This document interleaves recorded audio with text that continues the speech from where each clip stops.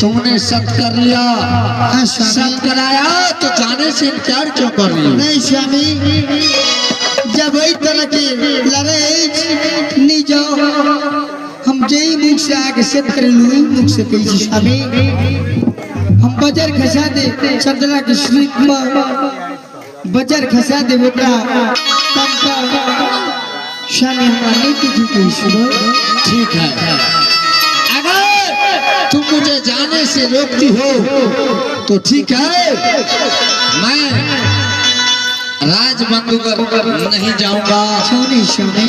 मैं अपनी बहन चंद्रा का डोला लाने के लिए नहीं जाऊंगा। क्यों नहीं तो स्वामी? ठीक है, इसी समय चल अपनी रंगमहल कुछ देर आराम कर लो, उसके बाद मैं स्वामीनाथ एक इलेक्शन लिया बहुत खुशखबरी हमरा मिला जब एक तरह की लड़ाई चला था हमार बचन का मालूम नहीं है कि वो सूरज सिंह इतना बदमाश है। नहीं जानता स्वामी। अगर मैं जाऊंगा तो वापस स्वामी सुनने को मैं कर रहा हूँ नहीं तो स्वामी ठीक है आप मालूम नहीं है।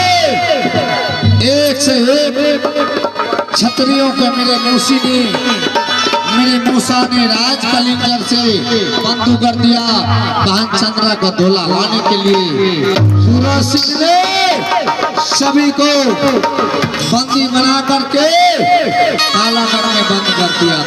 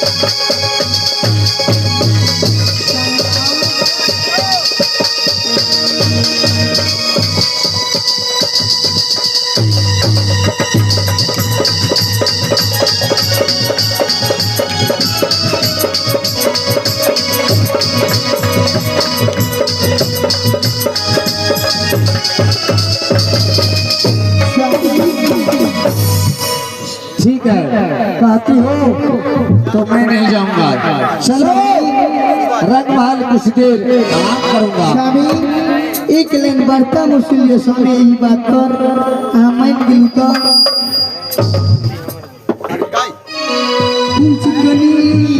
खुशियों न सजना गुलाब कनी बोलियों न सजना गुलाब कनी बोलियों न सजना गुलाब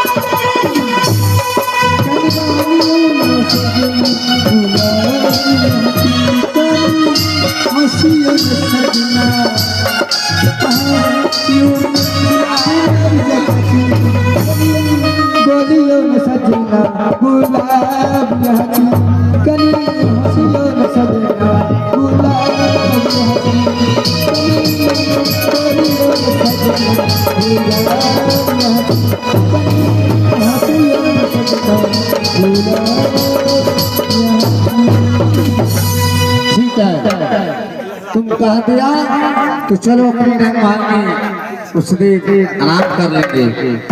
क्यों नहीं स्वामी स्वामीनाथ एक हाथ जरूर सेवा करो स्वामी कारबई आराम भैया क्यों नहीं स्वामी बहुत खुशी की बात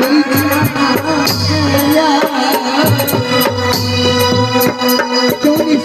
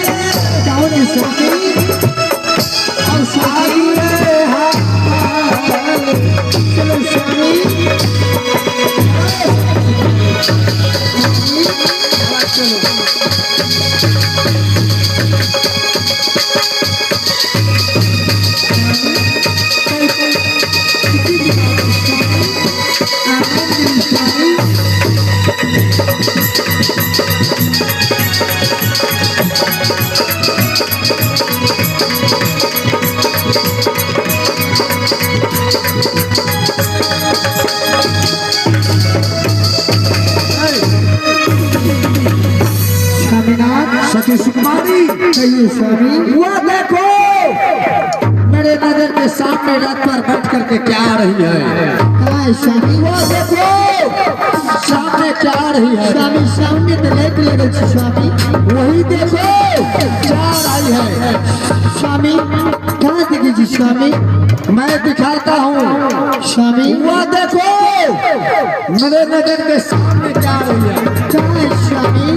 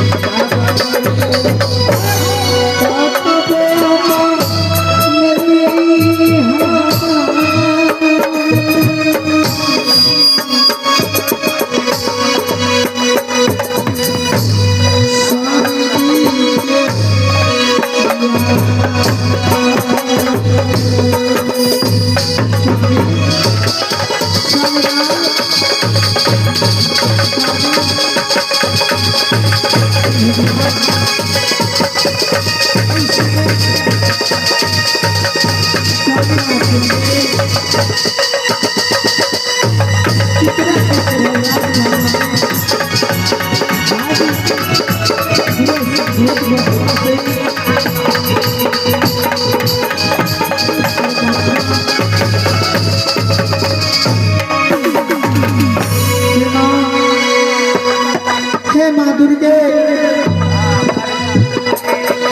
आगे जगत की पुजारी छी हमारे स्वामी चल गए श्री सलामत गांधी दर्शन राजमहल 5 किलोमीटर चला माँ की भले महारानी जी की भले अरजिया